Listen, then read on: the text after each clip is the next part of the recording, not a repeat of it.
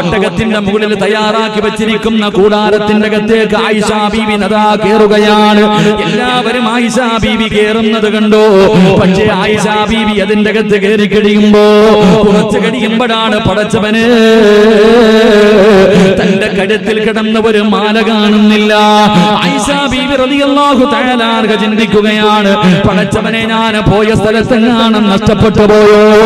ആയിഷ ബീവി റളിയല്ലാഹു തആല അൻഹ അതാ കൂടാരത്തിന്റെ അകത്ത് നിന്ന് ഇറങ്ങുന്നുണ്ട്.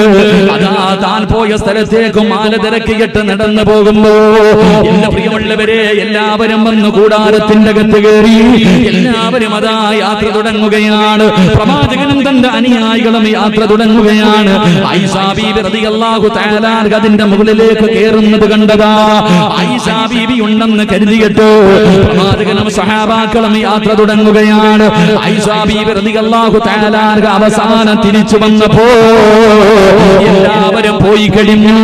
ആയിഷ ബീവി എന്ത് ചെയ്യണമെന്നറിയാതെ ഒറ്റയ്ക്ക് ഇങ്ങനെ ഇരിക്കുമ്പോ അതാ ഒട്ടകപ്പുറത്തൊരു സഹാബി കടന്നു വരികയാണ്. മഹാനായ സൗബാ റളിയല്ലാഹു തആല അൻഹു. അല്ലാഹുവിന്റെ പ്രവാചകൻ അവിടെന്ന് പറഞ്ഞതെന്തെന്നറിയുമോ? അതാ യാത്രക്കാരുടെ ഏറ്റവും പുറകിൽ വരാൻ നിയോഗിച്ച സഹാബിയാ. യാത്രക്കാരുടെ ഏറ്റവും പുറകിൽ വരാൻ കാരണം എന്തെങ്കിലും നഷ്ടപ്പെട്ടു പോയാൽ പടച്ചവനെ അത് എടുത്തുകൊണ്ടുവരുന്നതിന് വേണ്ടി പ്രവാചകനെ പറഞ്ഞേൽപ്പിച്ച സ്വഹാബിയാ.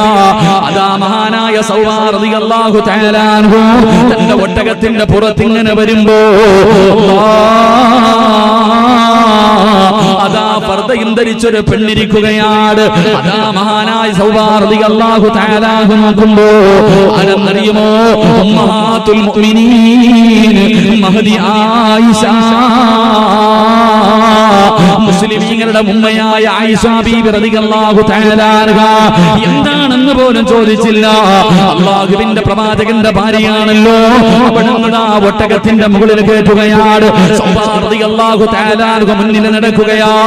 എന്റെ പ്രിയമുള്ളവരെ, അവസാനം ആയിഷ ബീവി റളിയല്ലാഹു തആല അൻഹയും സൗബാ റളിയല്ലാഹു തആല അൻഹ രാത്രി മുഴുവനും യാത്ര ചെയ്തിട്ട് രണ്ടുപേരും മദീനയിലേക്ക് കടന്നു പോകുന്നത് എപ്പോഴെന്നറിയുമോ? എല്ലാവരും ജോലിക്ക് വേണ്ടി ഇറങ്ങി പോകുന്ന പ്രമാദ സമയമാ. എല്ലാവരും ജോലിക്ക് വേണ്ടി അവരുടെ ആവശ്യങ്ങൾക്ക് വേണ്ടി പുറത്തേക്ക് പോകുന്ന സമയത്താണ് രണ്ടുപേരും കൂടെ കടന്നു പോകുന്നത്. എന്റെ പ്രിയമുള്ളവരെ, പിന്നെ പറയേണ്ടതില്ലല്ലോ. അല്ലാഹുവിന്റെ പ്രവാചകന്റെ ഭാര്യയാണെന്ന് പോലും നോക്കിയില്ല. പടച്ചവനെ മുസ്ലിമീങ്ങളുടെ ഉമ്മയാണെന്ന് പോലും നോക്കിയില്ല. പടച്ചവനെ അതാ ആയിഷ ബീവി റളിയല്ലാഹു തആല അൻഹയെ കുറിച്ച് അപവാദം അവിടുന്ന് പറഞ്ഞു പരത്തുകയാ. രണ്ടുപേരും വ്യഭിചരിച്ചെന്ന് പറഞ്ഞു പരത്തുകയാ. കേട്ടവർ പടച്ചവനെ എല്ലാവരും ഷെയർ ചെയ്യുകയാണ്. അവസാനം ആയിഷ ബീവി റളിയല്ലാഹു തആല അൻഹയെ കുറിച്ച് തെറ്റുകാരാണെന്ന് പടച്ചവനെ എല്ലാവരും പറയാൻ തുടങ്ങി. പ്രവാചകൻ സല്ലല്ലാഹു അലൈഹി വസല്ലമ തങ്ങൾക്കറിയാം ഒരിക്കലും ആയിഷ ബീവി അങ്ങനെ ചെയ്യില്ലെന്ന്. പക്ഷേ നാട്ടുകാർ മുഴുവനും പറഞ്ഞുകൊണ്ട് നടക്കുകയാ. അവസാനം അല്ലാഹുവിന്റെ പ്രവാചകൻ അവിടുന്ന് ചിന്തിച്ചു, ആയിഷ ബീവിയുടെ കാര്യത്തിൽ അല്ലാഹു തീരുമാനമെടുക്കട്ടെ. പരിശുദ്ധമായ ഖുർആനിൽ ആയത്തിറങ്ങട്ടെ. പ്രവാചകന് പള്ളിയിലേക്ക് പോകും. നമസ്കാരം കഴിഞ്ഞാൽ ആരോടും മിണ്ടാതെ അല്ലാഹുവിന്റെ പ്രവാചകന് പള്ളിയിൽ നിന്ന് ഇറങ്ങി പോവുകയാണ്.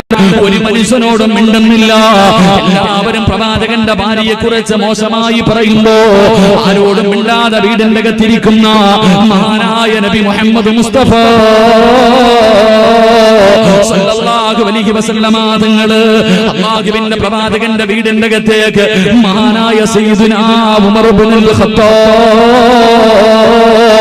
റളിയല്ലാഹു തആല അൻഹു വേദനിച്ചുകൊണ്ട് വീടിന്റെ അകത്തിരിക്കുന്ന പ്രവാചകന്റെ മുന്നിലേക്ക് കടന്നു ചെന്നിട്ട്, യാ റസൂലല്ലാഹ്,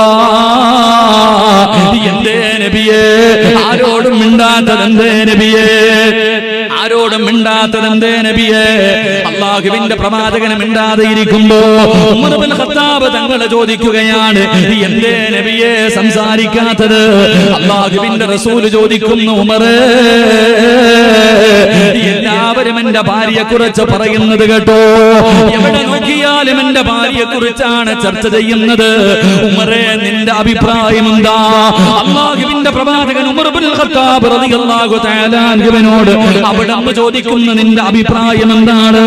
എന്റെ ഭാര്യയെ കുറിച്ച് നിനക്ക് എന്തേ പറയാനുള്ളത്?